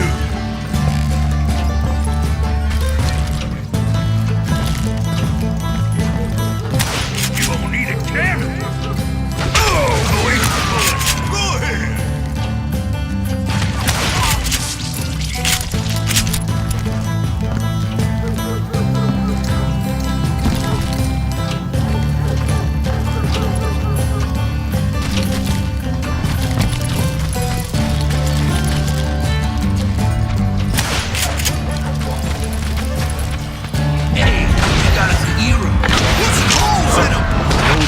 Came after me like a pack of wild dogs, tooth and nail. They were coming at me from all directions.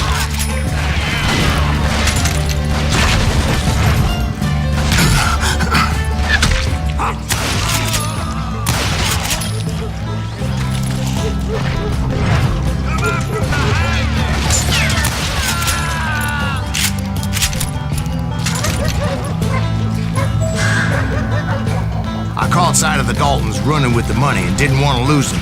Problem was, they knew the town better than I did. And to top it off, I found myself in the middle of another shootout entirely. Did the Daltons hole up in somebody's house? No, it was the Smiths, I believe. They were cousins of the Daltons.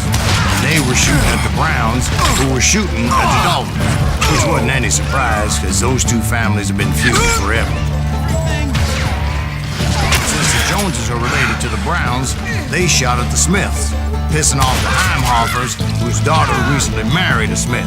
Well, bullets were flying every which way as all the old feuds in Kansas caught fire all at once. There was a hell of a lot of pissed off people in Coffeeville that day. But that's just the way life is sometimes. Shit happens.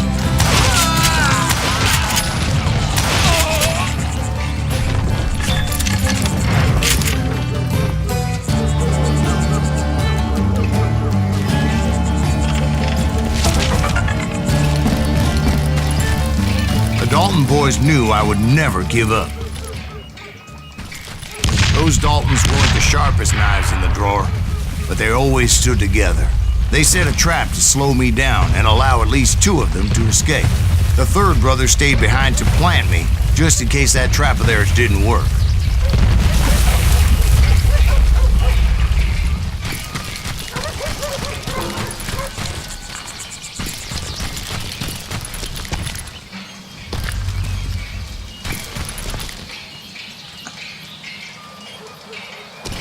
Emmett, the youngest, and he decided to stand his ground and face me down. I ain't afraid of you, Silas Reeves. This is where it ends for you. He was determined to protect his brothers. I understood how he felt. Taking me on all by his lonesome wasn't exactly a recipe for a long life.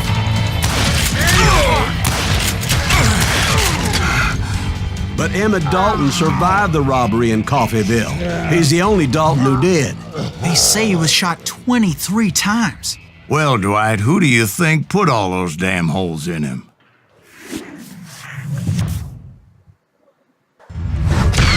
But I have to admit, that boy had grit.